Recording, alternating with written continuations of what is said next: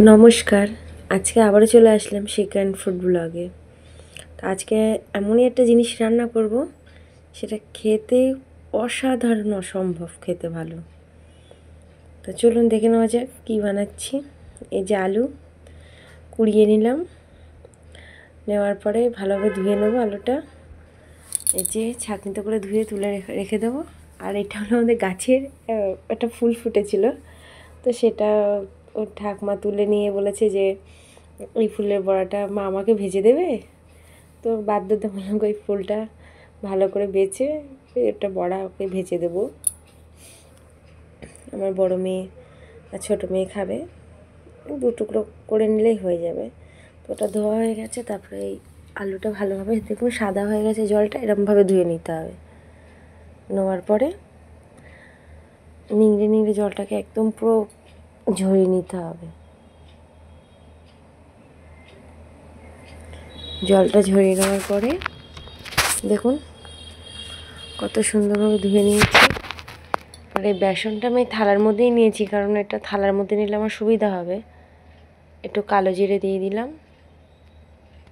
তার মধ্যে একটু হলুদ দিয়ে দেবো, আর একটু দেবো কাশ্মীরি লঙ্কার গুঁড়ো, কারণ হলো কালারটা খুব সুন্দর আসবে। এখানে আমি কোনো কালার ব্যবহার করছি না, এমনি কাশ্মীরি লঙ্কার গুঁড়ো ব্যবহার করছি।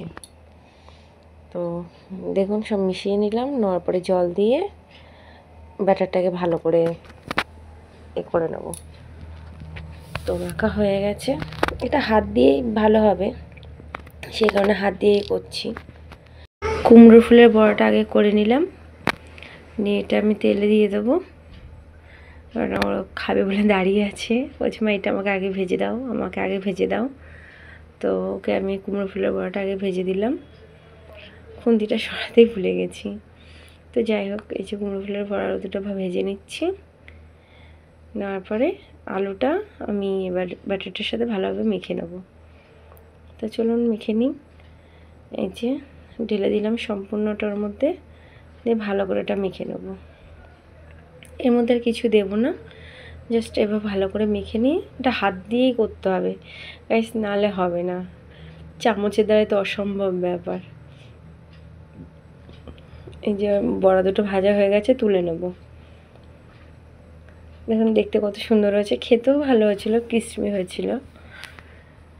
তো তুলে নেব এবার বড়াগুলো। দেখতে এখন কত সুন্দর হয়েছে আলুগুলো। এবার আলুরগুলো ছেড়ে দেবো আমি ওর মধ্যে, ওই তেলের মধ্যেই দেবো। তো এই তেলের মধ্যে দিয়ে দিলাম। আমার একটু পরিমাণে বেশি দেওয়া হয়ে গেছে, এতটা দেওয়া আমার উচিত ছিল না, আমার একটু অল্প দেওয়া ছিল। তো আপনারা যখন করবেন একটু অল্প করে দেবেন, মানে আলু ওই পকোড়ার ওইগুলো একটু অল্প দেবেন।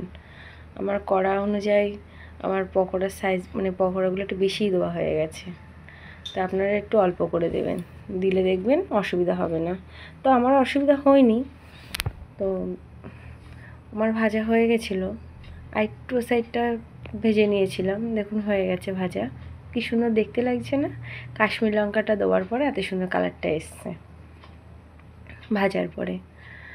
দেখুন কি সুন্দর দেখতে লাগছে। এগুলো তুলে নেবো। একবার হলো বাড়িতে ট্রাই করে দেখবেন, খুব সুন্দর লাগে খেতে। এগুলো এমনি চায়ের সাথেও ভালো লাগে, খিচুড়ির সাথেও ভালো লাগে, মুড়ির সাথেও ভালো লাগে, মানে শুধু শুধু খেতেও ভালো লাগে। তো যাই হোক, দেখতে অসাধারণ হয়েছে, খেতেও অসাধারণ হয়েছিল। ভালো লাগলে সাবস্ক্রাইব করে রাখবেন, আর বেল আইকনে প্রেস করে রাখবেন, আর লাইক কমেন্ট করবেন।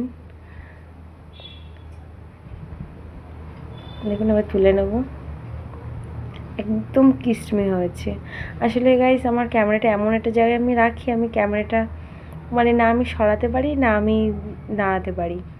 তো এক জায়গায় রেখে আমার একটু প্রবলেম হয়, কিন্তু কি করব, এইভাবেই করি। আপনারা পাশে থাকলে আরও এর থেকে ভালো করার চেষ্টা করব। সব কটা তুলে নেবো এক এক করে। দেখতে দেখুন কত সুন্দর হয়েছে, খেতেও অসাধারণ হয়েছে।